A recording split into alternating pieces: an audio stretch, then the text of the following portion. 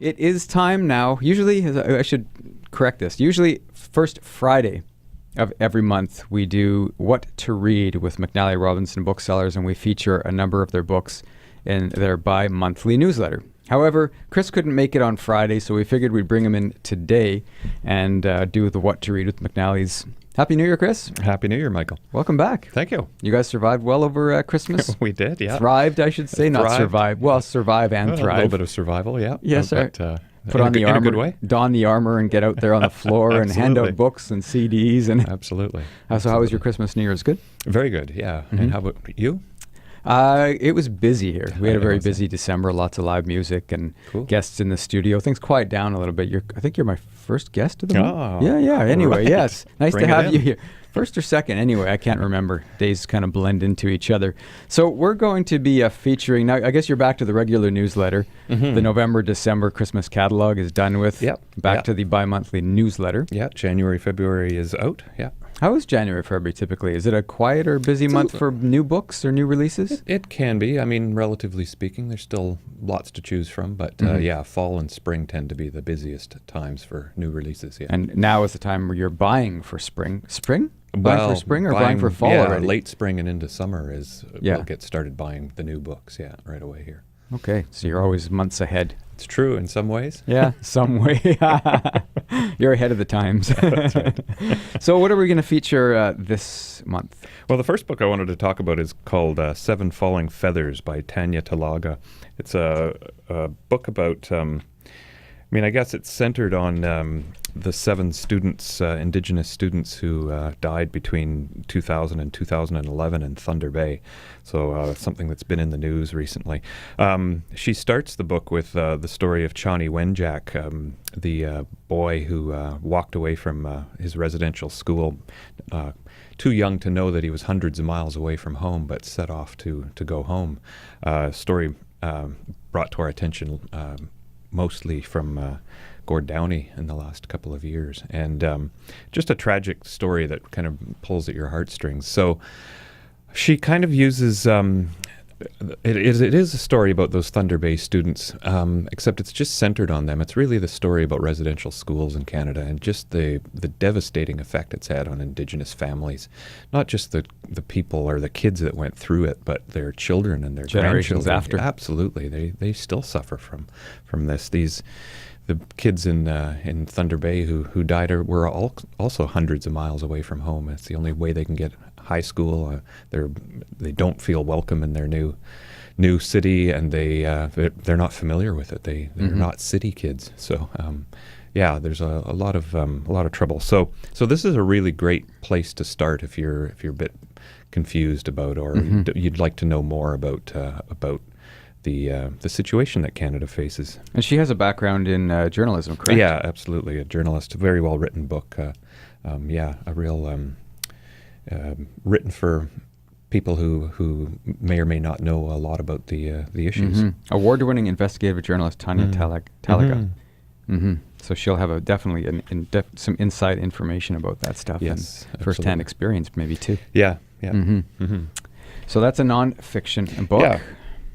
This is an appropriate one. The next one? I was going to go back to your weather report. I brought in a book called Winter. Oh, okay. This one's by Ollie Smith. Ollie Smith's one of my favorites. I came in earlier in the fall talking about my favorite author, Zadie Smith. Well, this is my other favorite Smith author, Ollie Smith. She's multi-award-winning author. She won the Bailey's Prize for a book called How to Be Both. Last year, she wrote a book came out called Autumn.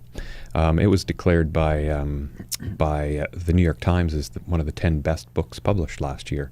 I would say Winter's even better, if that's possible. So you may have noted a theme. This is the second in her seasonal quartet she's calling it. So we can look forward to spring and summer. And she's your author of the month? She is our author of the month. What does that mean, author of the month? It's an author that we choose to feature, and what ideally we try to pick an author that maybe you're not familiar with, and so we bring it to your attention. Somebody maybe that's on the rise or a little bit under the radar, but somebody that we love and have discovered and want to share. Is there a display somewhere in the store that people can find? There's a display kind of front and center in the literature section in the store. Yeah, it's easy to spot, and it's got pride of place in a newsletter. So 2 books. Yeah. Yeah, fall that's right. and winter. That's right. Absolutely. It'll grow to 4 at some point. Yeah. So this one's. Got lots of different variations on the theme of winter. Nuclear winter a little bit, but there's a phrase in it very early on about how cold gives you the clear light of day in the winter. We can see that as cold as it is, it's really crystal clear right now. So would make you think you kind of see things clearly. This book is really about uncertainty more than clarity, and how sometimes certainty comes with an arrogance and even a violence. When people are so certain about something, it kind of shuts down other possibilities, other people in some ways. So, but this book is really set in the post-truth era where uncertainty isn't necessarily a recipe for humility. We're now seeing uncertainty being used for in this post-truth era for control and for it's something that's happened in Eastern Europe for a long time. Reading recently about how this is the communist approach to controlling people, is just send in misinformation, keep everyone so confused they don't know what to do. Oh boy! And that seems a little familiar. Is she's an American or Canadian author? She's a British author. British author. Yeah. Okay. So her books are always about storytelling, always about what the stories we tell each other and ourselves to explain our world. And 4 people, strangers and a family, converge on a 15-bedroom house. That's all you need to know. Absolutely. Memories, are they certain? Are they uncertain? Sounds like a lot of people's Christmas time, I would think. Yes, there's elements of that for sure. This next one sounds interesting to me. It's this is the kind of stuff I love. It's the attention merchants. Yeah, I'm glad to hear that. I was just fascinated by this. It's in some ways it's by Tim Wu. It's a history of advertising in some ways. It goes right back to the first newspapers who discovered the idea that, wait a minute, we can do more than just make our money selling a newspaper to somebody. We can sell the advertising. And so it's the history right from that discovery right through social media right now. And just as he says, it's the information economy, but now that information is unlimited, our attention has become the ultimate commodity. So uses words like harvesting our attention, and it kind of makes it a bit creepy, but it's the same old business model it's always been. It's selling our attention to the highest bidder, and just the effect that has on us, and especially now where we're constantly assaulted by it. And sometimes you can't tell the difference between content in the traditional sense and advertising, and unless you just turn it right off. Right, that's one which way. is pretty hard to do. The world doesn't get better that way. Ignorance isn't bliss. I always thought it was. In the short term, maybe. Yeah, and this guy, he's famous for his coining the term net neutrality. Oh, okay. I didn't realize that. Good for you. Yeah, net neutrality, which is he doesn't lay claim to that in this book. No, well, it's a big sort of topic these days. Certainly net is. neutrality. Yeah. So, but again, this is all about getting people's attention. It's called The Attention Merchants: The Epic Scramble to Get Inside Our Heads. Yeah, it's got a good history. Takes you right back to the early TV and early newspapers, and it's fascinating in many levels. So what do you think of this next novel here, Love, by, is it Hanni Orstavik? I'm interested because... your guess is as good as mine. It seems often, like when we think of it's Scandinavian and Nordic countries, there's sort of a dark, what are those, Nordic noir, right? With, what was it, that series?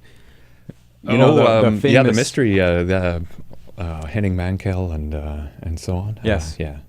This is girl with the girl. Oh, Stig Larsson. Stig Larsson, that's the guy. Yeah, that's the one. Yeah, absolutely. There is something dark about our Nordic countries. I don't know.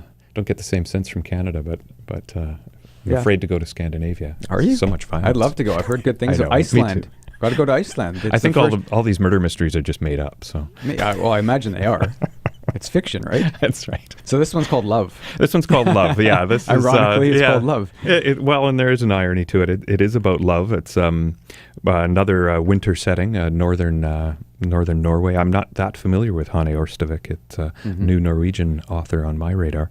But a very simple story, a day in the life, really, of a mother and son. Vibeke, if I'm pronouncing that right, and Jan.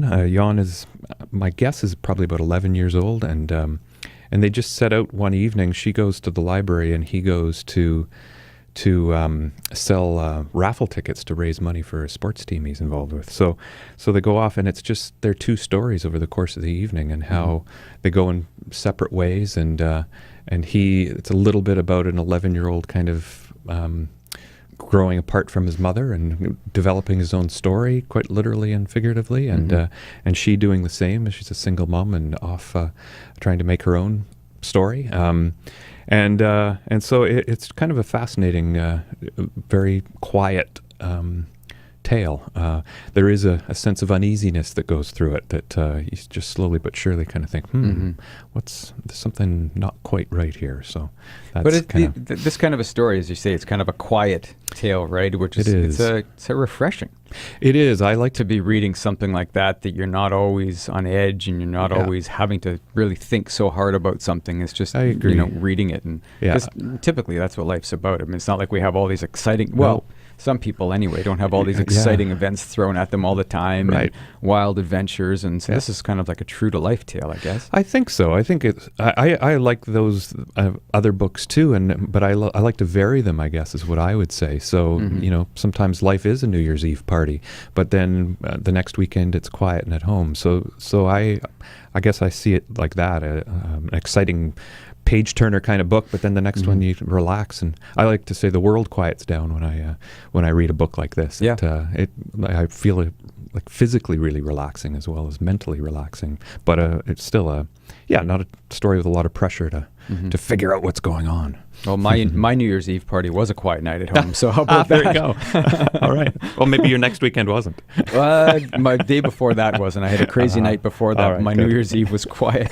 So we're going to wrap up with one more book of fiction. We'll bring it back to the North America. Manhattan Beach, Jennifer Egan. Yeah, this was probably one of my favorite reads from last year. I really enjoyed this book. A novel set in Brooklyn in the Second World War about a woman, Anna Kerrigan by name, who she's a young woman in early 20s who is able to get a job that otherwise wouldn't have been available to women, but because all the soldiers are off at war, jobs became available. They, out of necessity, had to be filled by women. So in her case, she gets to work in the naval yards, the Brooklyn naval yards. She ends up being a deep sea diver in one of those old sea diving suits. Has a talent for it that they discover, and so it's a little bit about that kind of societal change, but in the heart of it is the mystery of her missing father. He very early on we realize that he's involved in the gangster world in New York, and then he goes missing, and so there's a level of the novel that is about what happened to him, and she slowly discovers that over the course of the novel. So a few different layers to it. Really well told story. Nice kind of. I'm a sucker for books set in historical settings. I love getting my history that way. But yeah, I really enjoyed this one. So we're talking about some of the books that are featured in the January-February edition of the McNally Robinson newsletter called What to Read. And Chris Hall is in the studio. Typically, he's in every Friday, first Friday of every month.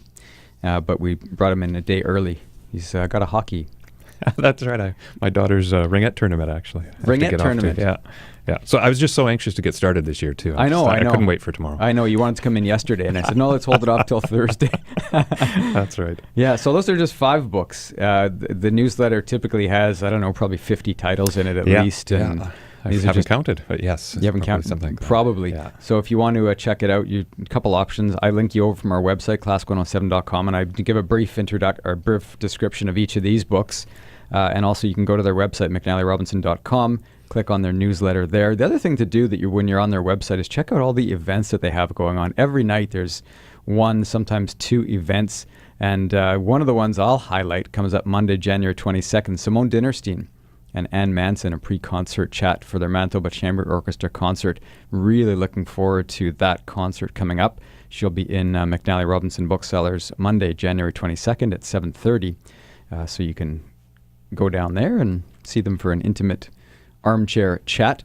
And there's a lot of other great events as well. So that take place. Chris is sort of looking over my shoulder, looking at the events. Is that happening? I have to try to keep up. That's true. You got enough on your plate for sure to try to keep track of all of the events. So Thanks for coming in, Chris. Thanks, Michael. We'll see you again next month, probably on the Friday. Yeah, unless another ringette tournament comes up. We'll see. Who knows? Well, we're willing to accommodate, so that's okay. Again, Chris Hall from McNally Robinson Booksellers talking about the books that they're featuring in their bi-monthly newsletter called What to Read.